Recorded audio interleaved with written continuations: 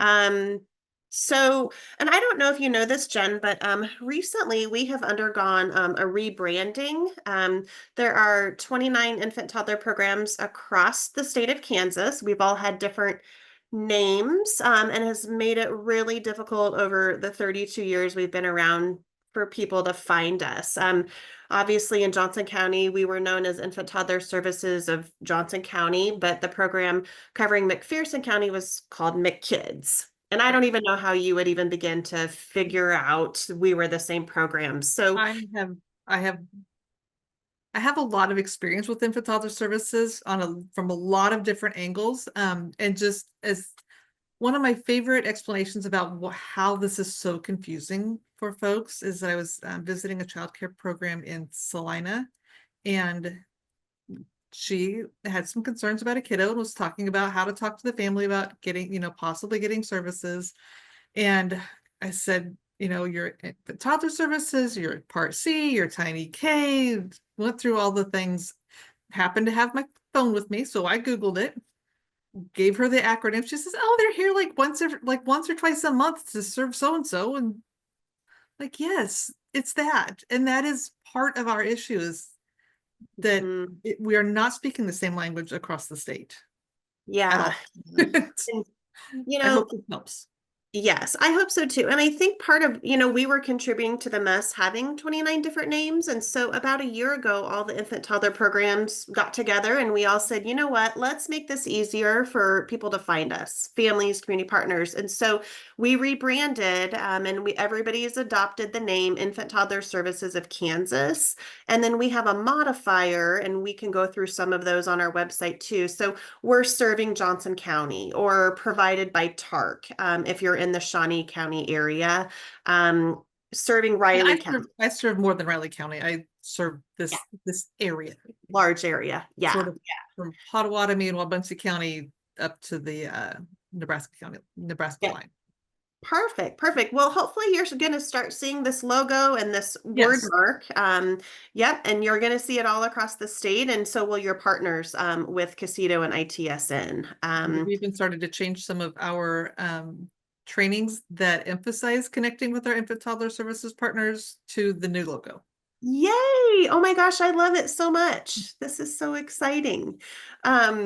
We had a little slide in here about, tell us who you are, tell us what hat you wear. We did some introductions, Leslie.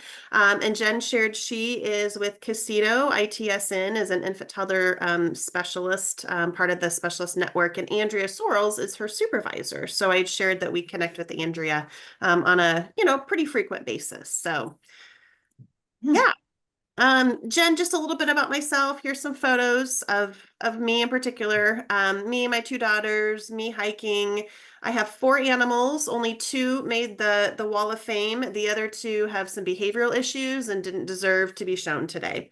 And then in the upper left corner, I actually love pollinator gardens. And so this is one of my juicy monarch caterpillars that I had this fall. I love to watch them hatch and grow, and it's just a joy as I've turned my backyard into a habitat, for lack of a better word. And Leslie. Yeah. Hi, Jen. I actually sat in on one of your KDEC presentation last year, so you are familiar to me, and I was in the audience for that. So I apologize for being late tonight.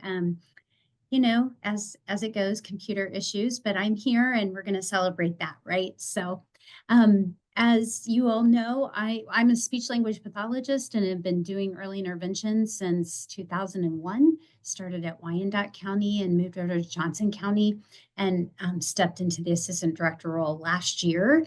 I'm passionate about working with this birth to 3 population with families. And when I'm not doing that, my husband and I have 2 girls. I do have a 20-year-old at K-State. So she's in Manhattan. And then I have a senior in high school. So I'm getting ready to be an empty nester and going to try to figure out what I'm going to do with my life once she goes. And then I too have 2 fur puppies. And when I'm not working, I enjoy being at the lake or just being outside hiking nature, that kind of thing.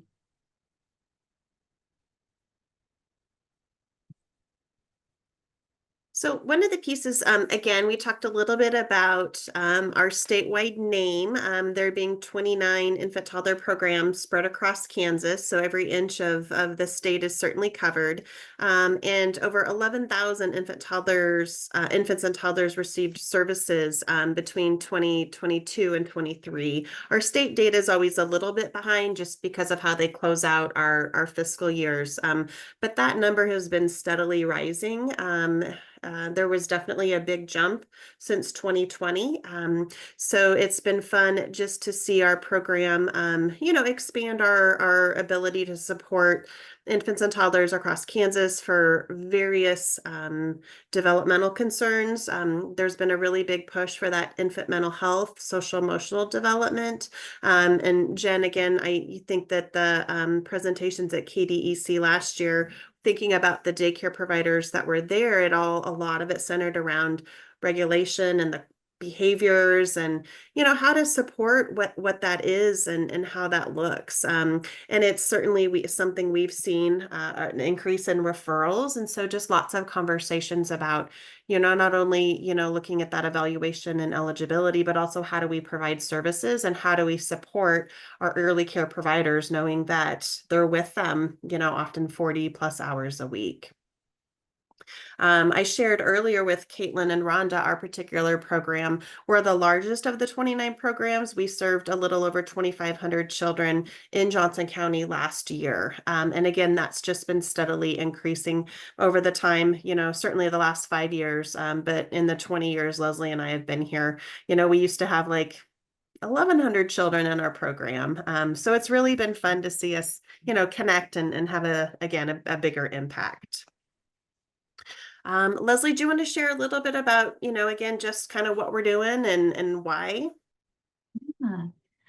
So we are the early intervention program. We're working with infants and toddlers and their families, birth to 3 in the Johnson County area, or whatever county that the infant toddler program is serving. And some of the infant toddler programs, as you know, are serving multiple counties. So they're doing a lot of driving. We here at Infant Toddler in Johnson County are serving just the Johnson County area. And so we're providing those services. We're doing it in the child's natural environment or where they're spending time throughout the day. That includes, and so are the other programs, that includes home visiting and daycare, childcare, and visits out in the community. And all of these visits are provided at no cost to families. And we're going to be talking about evaluations, but that evaluation piece is taking place in all of these natural environments also.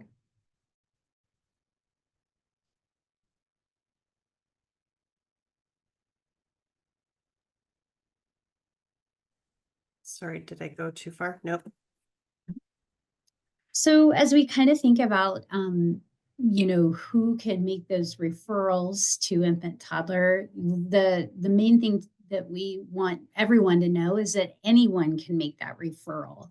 And what's listed on the slide are the referral sources that I'm going to say are where we get most of our referrals from. So parents can refer themselves. They can do that with a phone call. And we're going to be talking about that too. And walking through how to find the infant toddler program and go ahead and make that referral. Parents as teachers, we work with, we have lots of referrals from them, and we help support, is it 5 different school districts? 5 to 6 different school districts with a parents as teacher program in each of those districts. And so they're making referrals to us. And by the same token, we make referrals to them too, and oftentimes share that resource with parents. DCF and foster care. I hope that eventually you have child care programs as a source of referrals on a regular basis. Yeah. We do too. I know we are doing a lot of at Johnson County. We do a lot of community screening. So we're building those. I heard you say earlier you're wanting to build those relationships with infant toddler programs, and that's. I know Monica said we're going to talk about it. That's something that we are working hard to do also.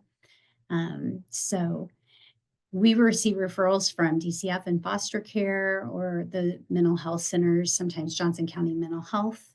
And then again, a lot of our referrals come from pediatricians or the hospitals, NICUs, different clinics within the hospital.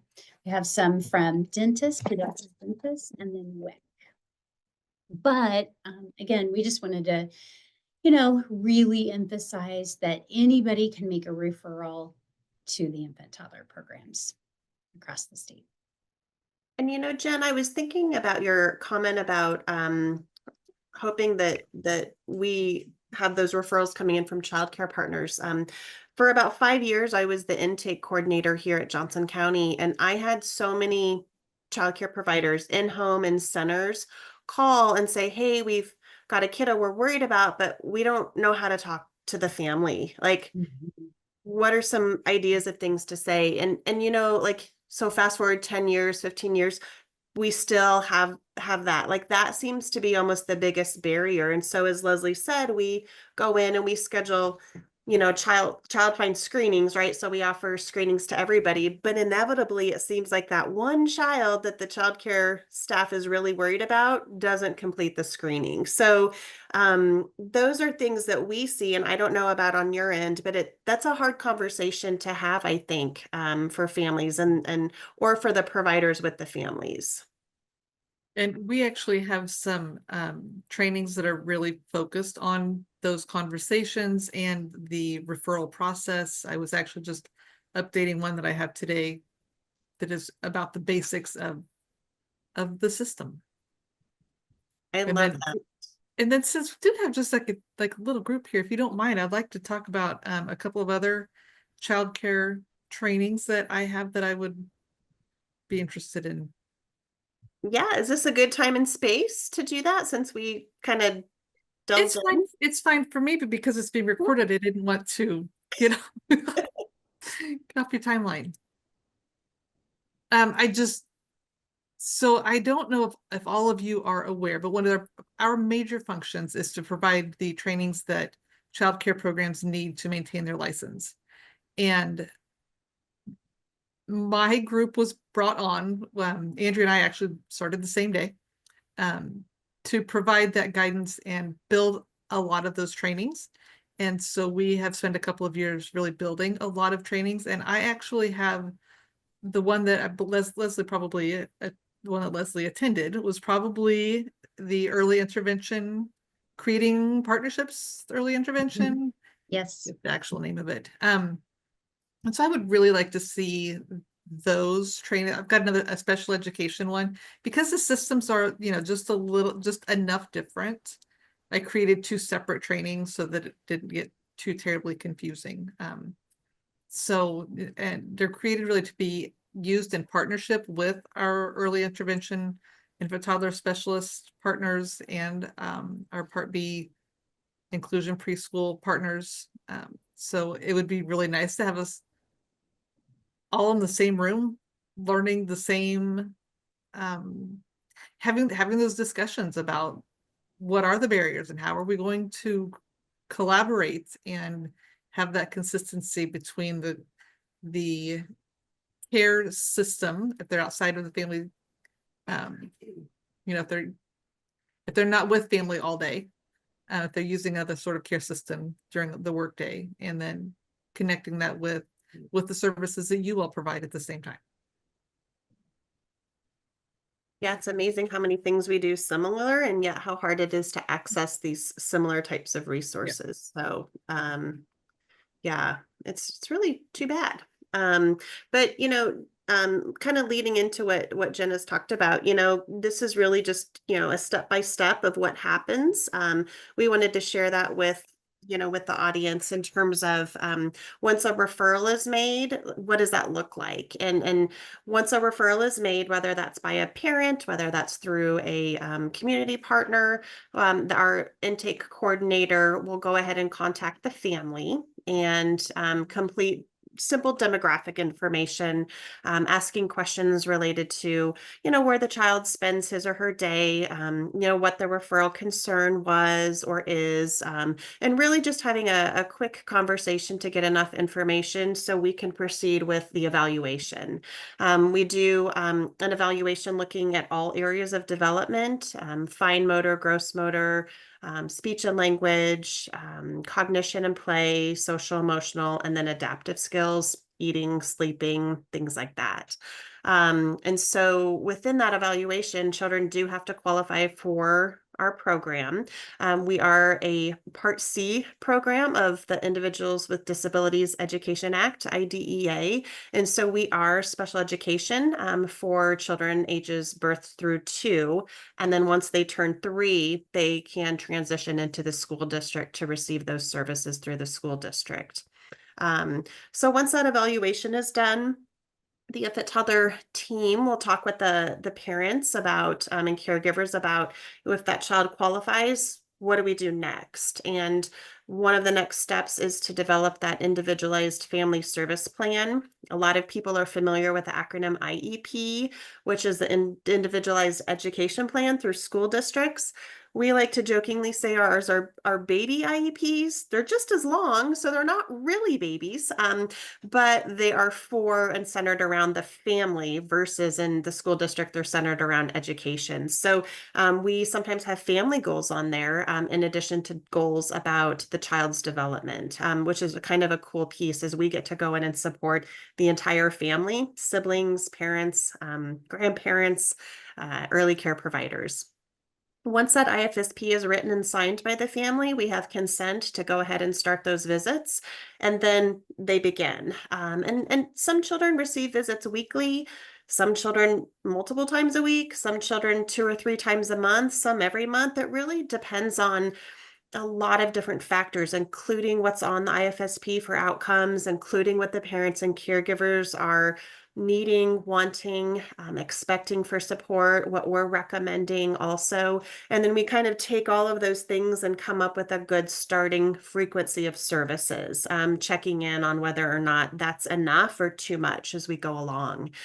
We do review that IFSP every 6 months. Again, it gives us a chance to go through the outcomes, document progress.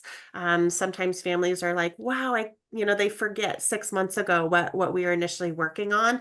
And a lot of times outcomes and goals change. So what was important to us 6 months ago is not as important as it is now. And so we can continue to modify those outcomes and really focus on things that are important to the family. We'll go ahead and work with a child up until, they turn 3 or until they no longer qualify, whichever comes first. And then about 90 days before the child turns 3, we'll go ahead and meet with the school district and the family to do a transition conference and then begin that transition to determine if that child is eligible for Part B. That is the early childhood program through the school district, and the school districts do their own evaluations. They do have their own eligibility. So not every child is eligible for Part C and Part B, and some children are. So again, we want to make that connection with the families if they're interested in that. So really, that's kind of the step-by-step process from initial referral all the way until exit. I talked a little bit about this, and, Jen, feel free to ask questions, but, this is one of the pieces where we're trying to get a snapshot of what that child is doing across the areas of development. So, how are they interacting and playing, and what are they doing? But we also ask a lot of questions about how are they, participating within their daily routine? How are they feeding themselves, and how are they getting, up and down stairs when it's time for nap time or going outside to get into the car? And so a lot of times we'll do evaluations in the family's home. We can also do them in community settings, and we've done them anywhere from libraries to parks. And then we also like to, as often as we can, go into that early care center. So we can not only see what that child is doing in the classroom, but it does give us an opportunity to talk with the teachers. Again, they know a lot about how that child is functioning in that community childcare setting. And so again, it gives us an opportunity to figure out, okay, what are the differences and what are the similarities? So that's certainly part of it. We do a lot of parent report, a lot of parent interview, observation, and we use some direct interaction. So you're going to see that therapist or therapist interacting and playing with the toddler, possibly holding the infant, trying some different positions, really again figuring out what is going on developmentally so we can determine eligibility. And usually evaluations we like to say are between 60 and 90 minutes.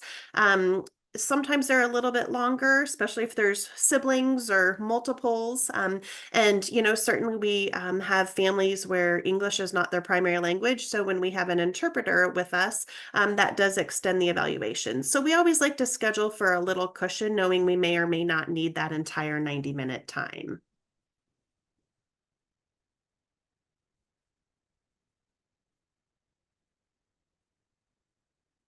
Leslie, I'll let you take this one if that's okay. Yeah. So as Monica said, we'll go out and we usually have two providers that are going out to complete that evaluation, looking at the areas of development that she talked about. So we're collecting all that information, gathering information from parents, interacting, observing, and then at the end of typically at the end of the evaluation, we're sharing. We are sharing what if the child is eligible or qualifies for early intervention services. So how kids are eligible for services for us. One, they may have a developmental delay. So a 25% delay in one of the areas of development, that could be motor, it could be communication, it could be adaptive skills such as feeding, or a 20% delay in two of those areas that we're assessing. So that's one way that children are found eligible for services. A second is that they're found automatically eligible due to a birth history, like a medical diagnosis or birth history. And I know Monica's going to be talking about some of those diagnoses, but that are going to impact development. So we're sharing with parents right away or caregivers that eligibility criteria that we use here in Part C. And then the third way that children are eligible for services is using, informed clinical opinion. So the providers, after gathering information, doing some observation, that direct interaction, listening to the parents, concerns, will use that informed clinical opinion to determine that early intervention services would be beneficial, and being able to support the family or caregiver in developing, that child's building their capacity, building the caregiver's capacity, and increasing the child's participation in whatever the routine is, or development of a skill. So those are the three ways that we find children eligible for services in early intervention. Go for it, Leslie.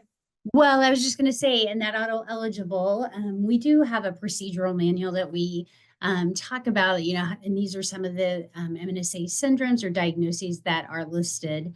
But really, we can use, like if there's a combination, I would say, of, birth history, like maybe they're premature, the child was in the NICU for an extended period of time. So they may not have an actual diagnosis, but maybe they had low birth weight. They also received some oxygen. So that combination of factors would make the child auto eligible. And this isn't a complete list that's shown here. This is just some of the things that, if parents are sharing with us as we're gathering that medical or birth history.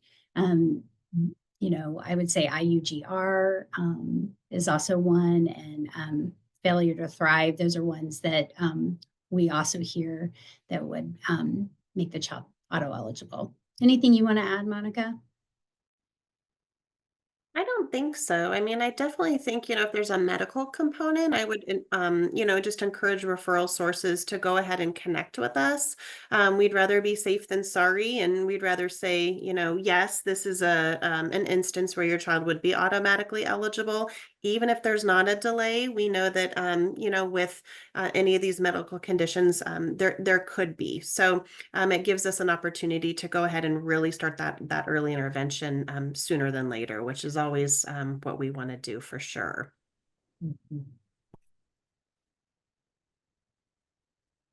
We talked a little bit about the IFSP, and Jen, this is, you know, really kind of where I was hoping to share a little bit about what we're doing here. You know, we talked a little bit about doing the evaluation, and we like to include those community partners or early care partners. We do the therapy, which we'll talk about a little bit later. That intervention happens in the child care centers a lot of the time, but through some really nice conversations that we've had with Andrea, it really dawned on us that this particular piece, the creation of the individualized family service plan, we weren't including the child care director or the teacher. We as therapists and family are writing the outcomes, and oftentimes if we're going to do visits at daycare, a lot of those outcomes are related to the child care center. And so talking with Andrea, it was kind of like, you know, you have those aha moments, and I'm like, wow, it's really taken me 20 years to think, why have we not at least asked a family and asked a child care center, you know, would you like to participate, and can we include the teacher? And we have some therapists that have been with us a while that really are having those conversations with the family when we call to schedule the IFSP, when we know visits will happen at childcare, how we can include the childcare partner in this particular process. So right now it says created with the family, and we're piloting including the childcare partners with that. And even if they can't be there for the meeting, having some conversations and getting some goals and outcomes that they would like to see. The other piece that's really nice are a lot of our visits that we do are typically 60 minutes. It gives us an opportunity to review a lot of things.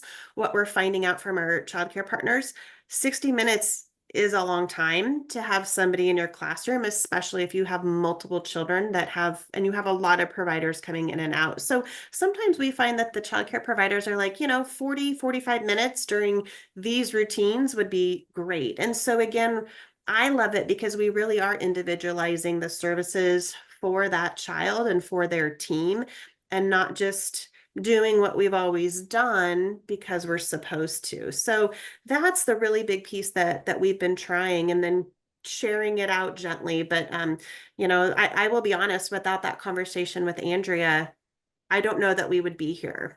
So I credit a lot of that to be honest with you guys, Jen.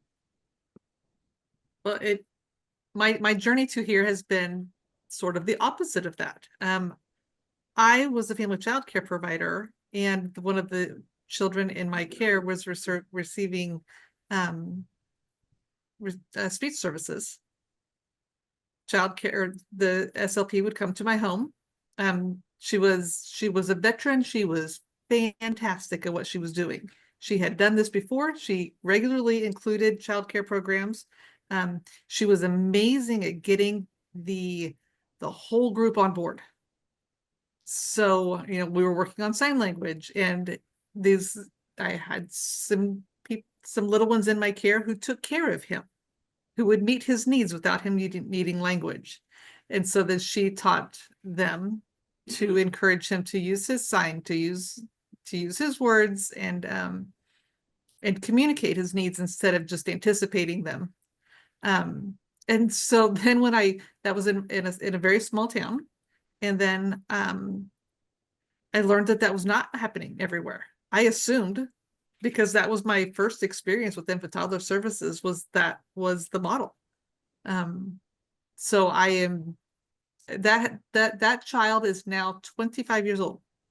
And I am still working on making that the model, that this is just how we do things, and childcare programs are comfortable with infant toddler services coming in, and infant toddler services are able to make that part of their normal.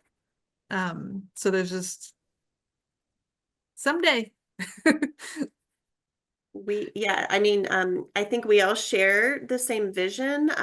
But again, for 90 different reasons, that partnership and that collaboration doesn't always happen, but it doesn't mean we can't continue to get better at it. And I think that's really what we're trying to do is instead of looking at as a family service plan, we're really trying to look at it like the child's team service plan. And some of that's just a change in practices. And I mean, I've been doing this job for a really long time, and just get into your routines. And I think changing routines can be, it can be hard sometimes when we're used to doing things. But the providers we've had conversations with have just been like, that's a great idea. And it's what we call low-hanging fruit, right? It's including that childcare provider and having them be part of it instead of us doing services to them, we're doing it with them. And it just feels so much better to be, to be treated as an equal, right? We all like that in every capacity of life. So, again, those are big things, they feel big to us because they're new and they're different. I love hearing that was your experience 25 years ago. I love hearing it was in a small town. I think sometimes, to be honest, some of our smaller programs have less therapists. We have a team at Johnson County of about 68 therapists, and it can be hard to get 68 people reading the same page of the same book, let alone the same chapter. So I think sometimes you're dealing with, just a quantity issue, whereas if you have a team of 5, it can be easier to get some of those practices in place. So, we all have our challenges regardless of our program size and what we're working on. But yeah, that IFSP development is a big piece. We're really trying to get the childcare partners and information to add that in. One thought that I've had just as we've had these conversations and just learning more about your process and getting my degree in early childhood special education recently is learning more about the RBI and how that works. I would be really interested in seeing what it might look like to have just sort of a mini questionnaire to send to childcare programs that if there is a time that you could meet with them. I know that you all are on a very tight timeline to get those things done that need to be done, and adding one more step is not going to make your life any easier. But that might be another low-hanging fruit, an easy way.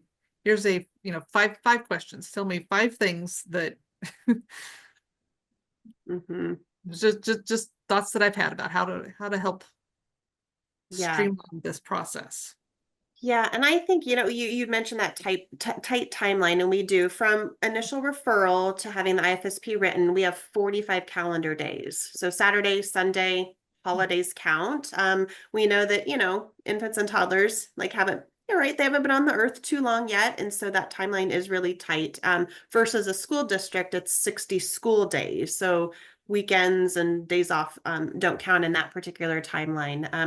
But one of the things that we've done and are trying to slowly do too is if a family wants services at home, but also at childcare, we do that evaluation at home, but we love to have one of those evaluation partners go into the childcare to do kind of a one-time observation prior to IFSP, so we can talk to the teacher and we can talk to the daycare director, like you said, to get some of that information and incorporate it, which again just feels like a more complete, comprehensive evaluation too. So we are trying to, again, change is hard, right? Everybody, loves change, especially in education. But people are open when they see the end benefits, and when they understand the why instead of it just being more work. They really like the idea, again, of getting input from everybody. So again, it's that team plan. And, we talked a little bit about what services and how often we can go into homes. There's actually 17 different services that we're required to provide through the Individuals with Disability Education Act. These are just some of them. It ranges anything from assistive technology, which could be a communication device. It could be a blender for a child that's fed through a feeding tube and their family wants to do a blended diet instead of a mixed can of formula. We have occupational therapy, physical therapy. We have registered nurse, social workers, speech therapy, Lezli and I are both speech language pathologists. I'd be remiss if I didn't mention speech therapy. But we also have vision partners through Kansas State School for the Blind's FIT program. And then with the hearing services through the Kansas School for the Deaf, they have a program called Sound Start, where they have providers that specialize in working with infants and toddlers with hearing loss. So it's a really good opportunity, again, to partner and provide those comprehensive services, knowing that not all infant toddler programs might have a need for a full-time vision and vision instructor. But again, the KSSB program can provide that for consultation and joint visits. So yeah, so just lots of, different services that we provide. And again, these are all incorporated into the IFSP, kind of weighing in the outcomes, weighing in how long, how often, to come up with a really good plan. Quick question. Can parents request additional meetings beyond the 6-month intervals? They can. Yep. We're required by law to review them every 6 months, but if a family wanted to have one every week, we could certainly do that. And so sometimes we do have them more often, especially when you're seeing rapid changes or needing or wanting to add in services, maybe medical diagnoses are coming in a little bit quicker and we're wanting to morph that plan faster. So yep, we do them at least every 6 months, but yeah, absolutely more often. Lezli, I'll let you take this one if you'd like to talk about kind of what the visits look like. Yeah. So once that IFSP is written and we've talked with the family and caregivers about where services are going to be, we like to share with families at that IFSP and at the first visit, kind of what those visits look like. And what you're seeing on the screen, that joint planning, observation, and action practice, reflection, feedback, and again, ending that visit in a joint plan. Those things take place whether we're in the community setting, we're doing home visits, or we're at childcare. But what we're really trying to, what we like to share with parents is, or caregivers, is that we're gonna join in a routine. So we'll schedule a visit, usually like if it's the initial visit, and what are you usually doing at this time, or what is it that you'd like for me to observe?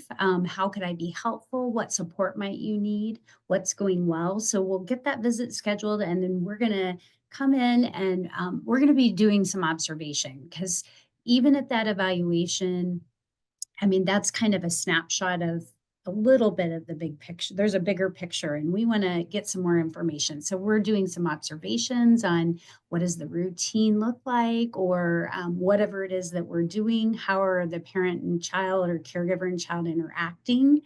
And then the provider is going to be doing some modeling. If we're talking about, for example, maybe we're there during a feeding time, we might be coaching the parent. If the parent's the one, would you like to try, what would you think about trying some options and giving an option in snack time today?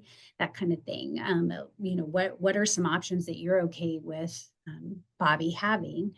And then coaching the parent to provide those options, and or the provider might be modeling.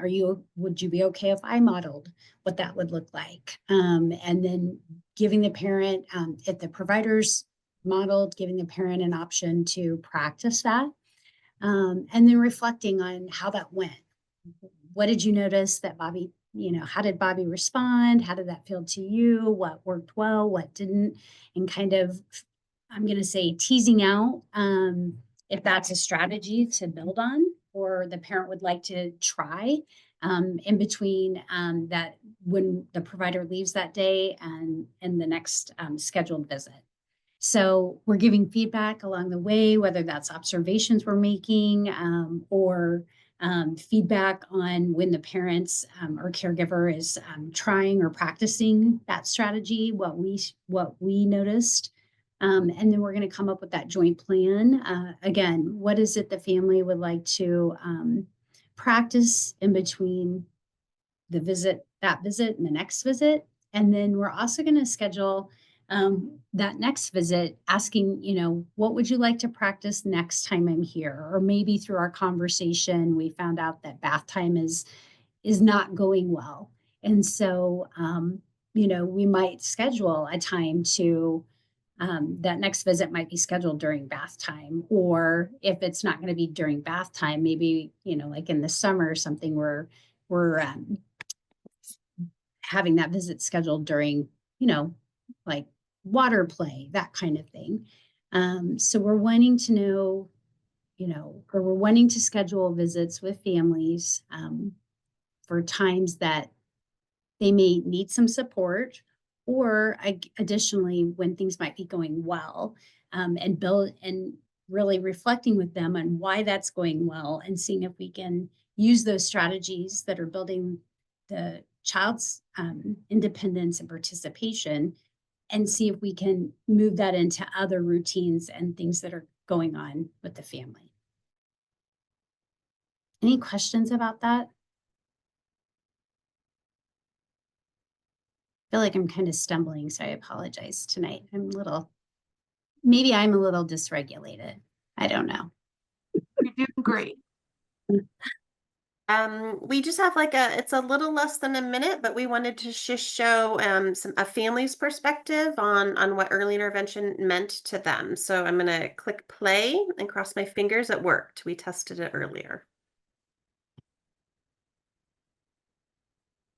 Sebastian had services when he was 2.5 years old for speech therapy, and he couldn't really put together words all that well. So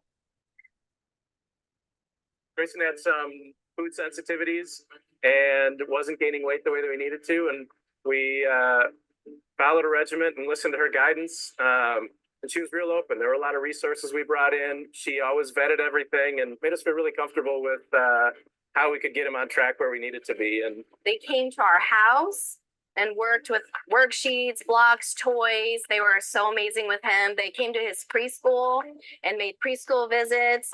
And he actually started kindergarten already knowing how to read. Look at him now. We're in the safe zone for weight. He's happy, healthy, and enjoying the farm here today. I am. So that was some families that we had like a family event and had the opportunity just to do some interviewing. And I think it's one thing when you hear it from us, right? Like Lezli and I work here. We love infant toddler. We've spent over 2 decades here, but it means such an amazing. It's so amazing to hear a family share what it meant to them to have us coming into their homes. And so that's really what we're wanting to focus more on, is really sharing that parent's perspective. And we've got just a little bit of information here. Again, Jen, this is probably not new information for you. Melissa, I'm glad that you've hopped on, just sharing that really in that first 3 years of life, children's brains undergo so much development and so much change. And we know that the potential for them to learn is just incredible, especially when you compare them to somebody my age at 48, right? I can't learn new things quite as fast as a toddler. So we really want to capitalize on that time we have when they're little. We know that through research and through looking at data, almost 37% of children who come into infant toddler services will graduate and reach those development milestones prior to turning 3, and they don't need additional services. And that is a huge number, and it means a great deal. We know that, again, starting early with our tiniest Kansans has a great impact. So by the time they hit kindergarten, by the time they're going to preschool, again, they're caught up, which is great. And so one of the things when we, talk with our community partners, when we talk to our legislators, we really do focus on, that investment in our youngest residents. It really creates the greatest return for all of us, regardless of where we are. And again, we can't provide the services we are without our referral partners and without our community partners. So this isn't something that we're doing on our own. We are really doing this together as an entire state and community. Jen, one of the things that we wanted to share is our new website. If you haven't seen this could be extremely helpful. But we have got a new infant toddler website. Let me see if I can do a new share. And the idea with it, again, behind our whole idea of making it easier for people to find us and find their infant toddler program. We just have a general website now. And the really cool thing is you can go in here and you can use our program finder. There's a couple different ways. You can click on find a program near you. It allows you to enter your county, or it allows you to enter your zip code. So I know that you said that Riley County was one of the counties that you work in. So if you type in Riley and search, what will happen is the infant toddler program serving that particular area will pop up, including all this information. And some infant toddler programs have a website where you can go on and make referrals directly. And some of them you can call or fax, whatever that looks like. We also recognize that not everybody has the ability, right, to type and to do that. So you can also, if you're more of a visual learner, you can click on the state and you can just click where you live. And again, that will take you to the infant toddler program that is serving that particular area. So this is the infant toddler program. It formerly was called Sunflower Early Learning. Now it's Infant Toddler Services of Kansas, provided by Sunflower Early Education Center. Again, adopting that statewide name, but still recognizing that local connection to their community. So again, this is a tool that we're really hoping to get out into the public, knowing that it's hard to find us sometimes, and we're wanting to make that easier for everybody.